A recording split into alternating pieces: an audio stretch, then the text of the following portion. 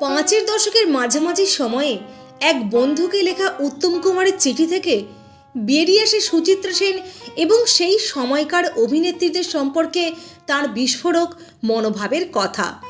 ধরা পড়েন অপ্রকাশিত উত্তম। কি লেখা ছিল সেই চিঠিতে? বন্ধুরা, আজকের ভিডিওতে সেই সব গোপন অপ্রকাশিত চিঠির কথাই বলবো। ভিডিওটি শেষ পর্যন্ত দেখার অনুরোধ রইল।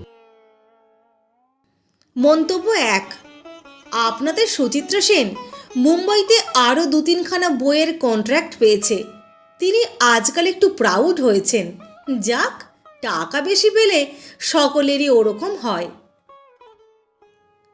মন্তব্য 2। দেবত্র কি বালুরঘাটে গিয়েছে?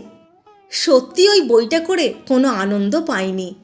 সবিতার বদলে যদি অন্য কাউকে সিলেক্ট করা হতো তাহলে সত্যি খুব ভালো হতো।